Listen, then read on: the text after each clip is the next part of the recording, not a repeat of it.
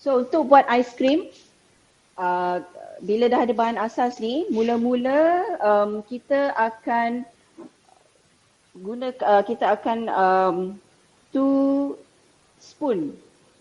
dua sudu, 2 tablespoon of ovelet, okay. 2 sudu besar untuk ovelet. Boleh nampak ke dekat skrin ni? Hello semua, boleh dengar? Jelas ya? Ada apa-apa soalan? Boleh saya dengar feedback daripada puan-puan? Semua ni berada di rumah ke atau? Okey, semua ada di rumah ataupun ada yang online dalam kereta ke? Boleh dengar suara saya? Dari rumah. Dari rumah. Okey. Saya dah intro tentang bahan-bahan asas untuk membuat aiskrim ni. Jadi sekarang saya akan tunjukkan langkah-langkah bagaimana kita nak buat aiskrim ni lah ya. Okey, saya lupa nak ceritakan tentang peralatan yang perlu ada bila nak buat aiskrim. Okey, peralatan yang kita akan guna adalah of course hand mixer. Okey, katakanlah tidak ada hand mixer, tapi menggunakan apa nama tu? Chef whisk.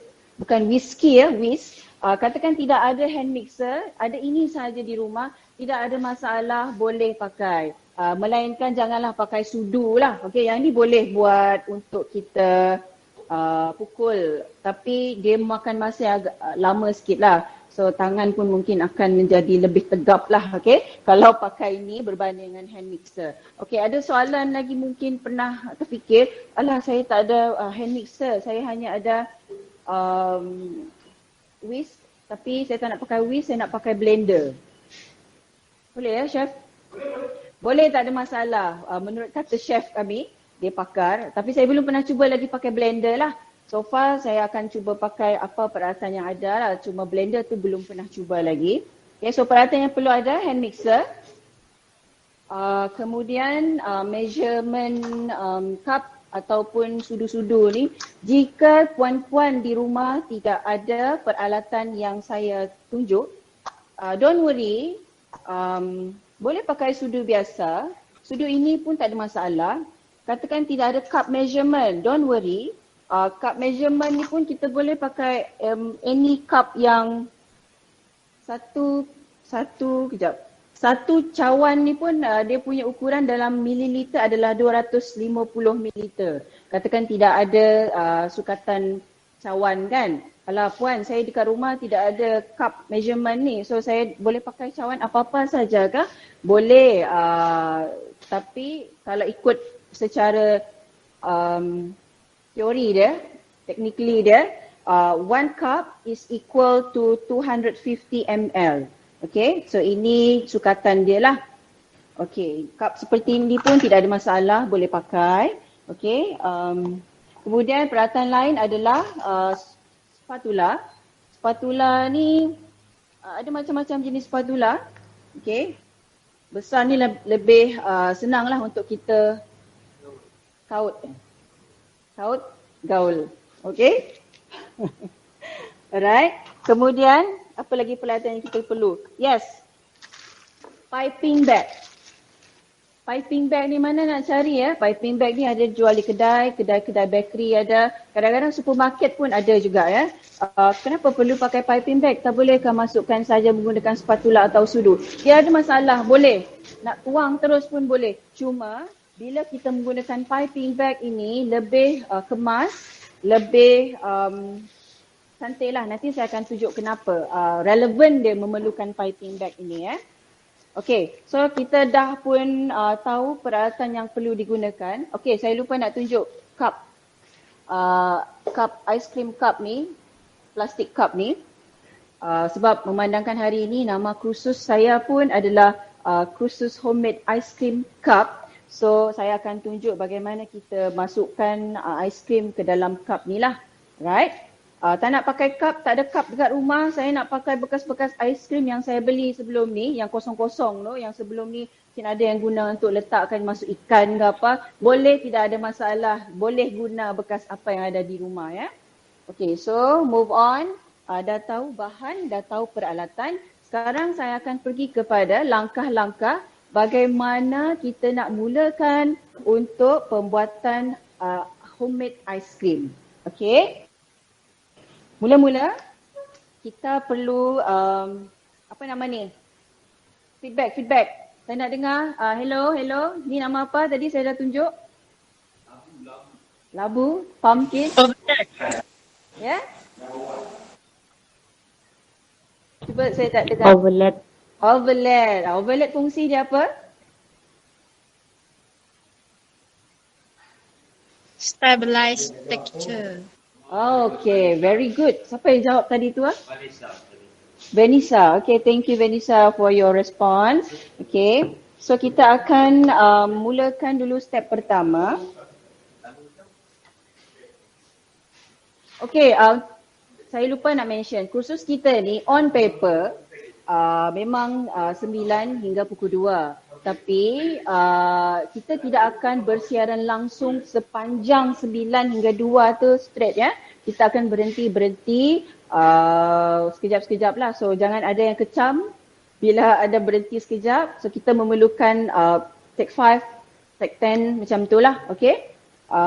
Okay, boleh? Boleh bersama dengan saya, ready untuk buat bersama-sama dengan saya pada hari ini? Ready? Okey, tanpa melengahkan masa. Mana saya punya sudu? Pakai ini kah? Okey, jangan keliru. Saya yakin soalan ni mesti ada muncul. Sebab saya sendiri pun selalu keliru. Dekat sini kan, biasanya dekat sudu tu dia ada tulis TBSP dengan TSP. Kan? Kepada yang dah pakar tu tak ada masalah lah. Kadang-kadang ada yang tak biasa gunakan sudu-sudu pengukur ni. So dia akan keliru. Sudu besar ke sudu kecil. So which is TBSP, which is TSP. Okay. TBSP ni tablespoon maksudnya. Betul lah Chef? Okay. TBSP adalah tablespoon. Dalam istilah lain kita biasa pakai sudu besar ya. Betul, okey. Satu lagi teaspoon. Teaspoon ni TSP. Dia tulis TSP di sini. TSP stand for teaspoon. So teaspoon ni bermaksud dalam erti kata lain yang kita biasa pakai adalah sudu teh kecil. Betul lah Chef? Satu sudu camca. Satu camca. So teaspoon tu mana satu? Sama lah kan? Okey, maafkan saya. Saya dah cakap tadi saya bukan chef. Saya juga masih belajar. Cuma pada hari ini saya berkongsikan ilmu yang saya tahu, sikit saja ilmu ni untuk bersama-sama dengan puan-puan di rumah lah. Okey, banyak membebel ya puan ni. Okey, kita pergi kepada step langkah-langkah untuk mulakan homemade ice cream. So kita boleh gunakan bowl steel ni. Alah puan, saya tak ada lah bowl besi ni. Bowl steel macam puan, tidak ada masalah kalau puan-puan nak guna kaca, plastik, tidak ada masalah. Tapi kenapa saya pakai benda ni, sebab nanti kita akan mixkan, mixing dia menggunakan hand mixer.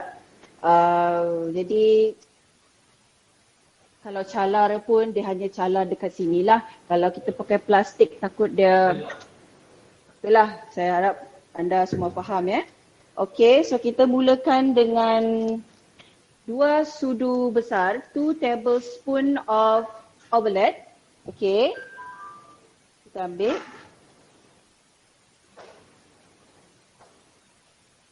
Satu.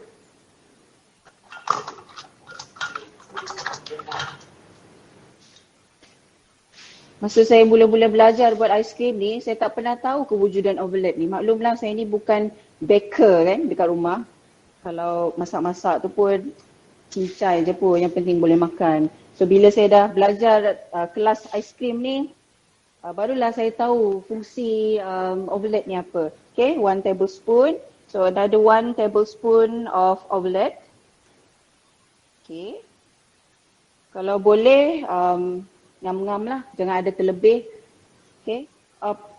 Apa akan jadi kalau kita letak lebih omelette ni? Adakah ia akan rosak, Chef? Tidak kan? Dia tak akan rosak, tapi ada sebelum ni tenaga pengajar saya pernah kongsikan. Saya tak pernah lagi terlebih-lebih dia punya sukatan lah. Tapi dia kata kalau terlebih omelette akan sedikit pahit. Mungkin, saya tak pernah cuba lagi. Tapi kalau nak tahu sahih ke tidak apa yang dikatakan oleh tenaga pengajar sebelum ini, yang saya masuk kursus tu, bolehlah cuba bagi lebih sikit dia punya omelette. Okay, so 2 tablespoon of omelette. Okay. Nampak? Kemudian masukkan susu pekat manis setengah cawan. Okey. Kenapa setengah cawan? Kalau nak manis tak ada masalah. Mungkin puan-puan di rumah suka lebih manis. Sebab alah puan, aiskrim mana sedap kalau setakat manis hujung-hujung lidah je. Nak manis lebih tidak ada masalah. Kalau nak jadikan 1 cup of susu pekat ni tak ada masalah. Boleh je letak 1 cup. Tapi saya ni umur pun dah lanjut jadi perlu jaga-jaga sikit dengan kesihatan ni. So jangan terlebih manis. Lebih manis dalam senyuman is okay. Jangan lebih manis dalam makanan, bahaya lah. Okay, so half cup of susu pekat. Okay.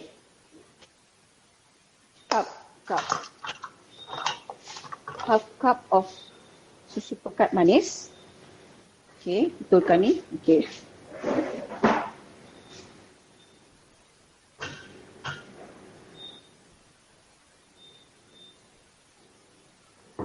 Okay, dah masuk.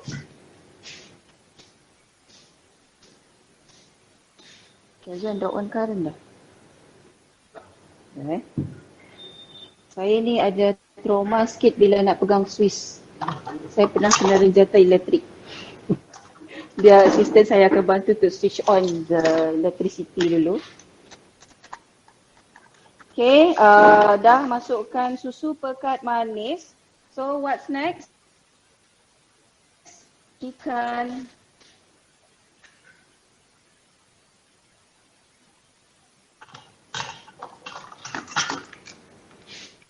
Ada tak bekas pinggan? Sini. Okey, kita akan pukul sebati. Tak payah kembang-kembang. Sebab omelette ni dia punya tekstur dia sangat pekat. So kita kena pukul pakai hand mixer ni lah.